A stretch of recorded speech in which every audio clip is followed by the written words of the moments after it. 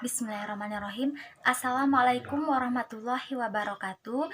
Perkenalkan, nama saya Reza Dolviana, NIM 1910205055, lokal 3A Tajwid Matematika. Adapun tujuan pembuatan video kali ini yaitu untuk memenuhi salah satu tugas ujian tengah semester pada mata kuliah Filsafat Pendidikan dengan dosen pengampu yaitu Bapak Muhammad Habibi MPD. Pada video ini saya akan membahas 5 materi. Materi pertama yaitu filsafat pendidikan dan cangkupannya. Materi kedua yaitu kurikulum dalam tinjauan filsafat. Materi ketiga yaitu behaviorisme dan konstruktivisme. Materi keempat yaitu perennialisme. Dan materi kelima yaitu naturalisme. Baik, kita akan masuk pada materi pertama, yaitu filsafat pendidikan dan cangkupannya. Adapun pengertian filsafat pendidikan.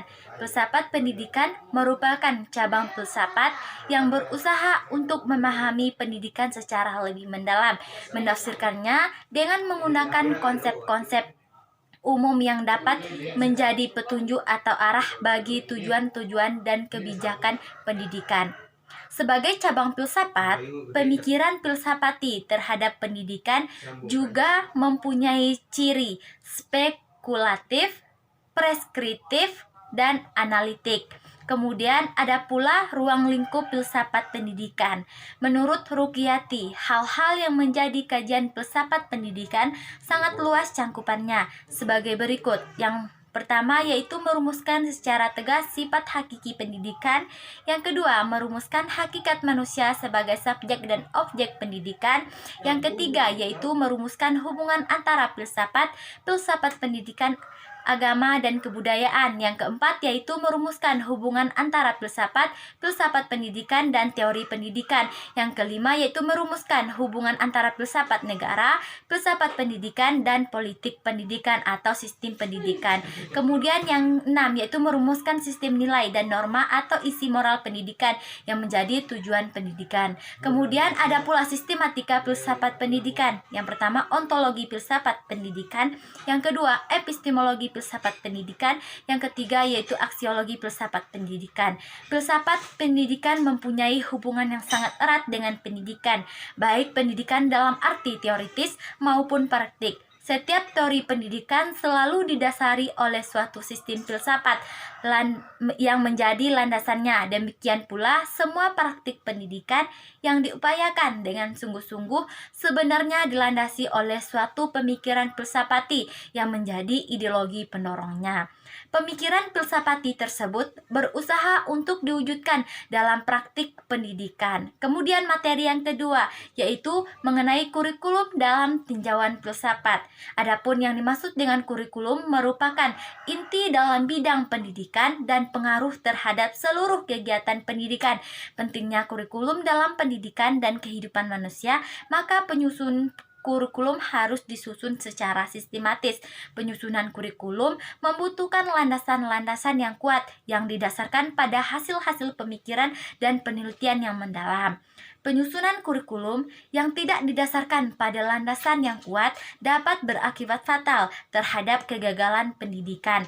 Penyusunan kurikulum juga harus mempertimbangkan hakikat pendidikan sebagai upaya mengembangkan potensi-potensi manusiawi peserta didik, baik potensi fisik, potensi cipta, rasa, maupun karsanya, agar potensi itu menjadi nyata dan dapat berfungsi dalam perjalanan hidupnya.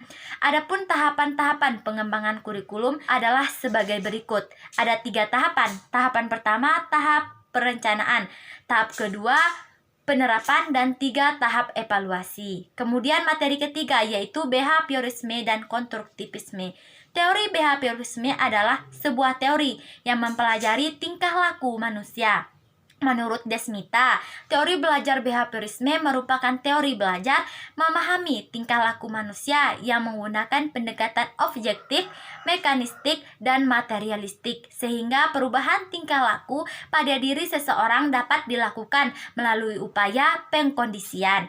Teori behaviorisme merupakan proses perubahan tingkah laku sebagai akibat adanya interaksi antara stimulus dan respon yang menyebabkan siswa mempunyai pengalaman baru. Menurut teori ini, masukan dari guru yang berupa stimulus dan keluaran siswa yang berupa respon. Sedangkan apa yang terjadi di antara stimulus dan respon dianggap tidak penting diperhatikan karena tidak dapat diamati dan diukur.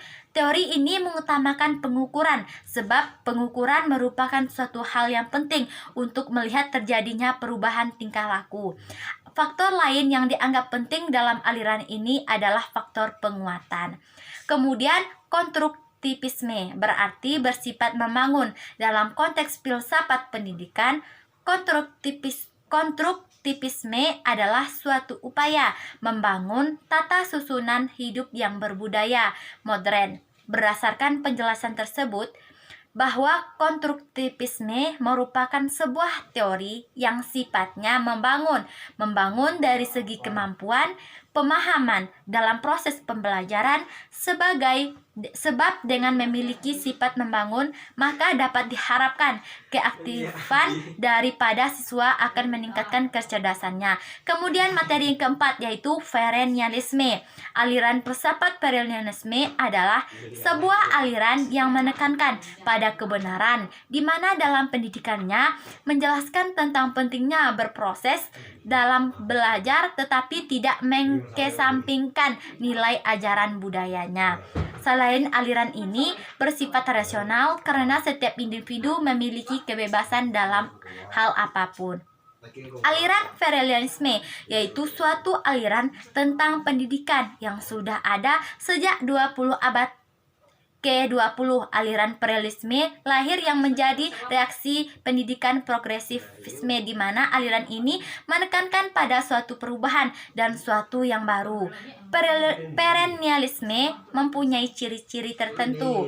Adapun ciri-ciri itu adalah perennialisme mengambil jalan regresif. Perennialisme beranggapan bahwa realita itu mengandung tujuan.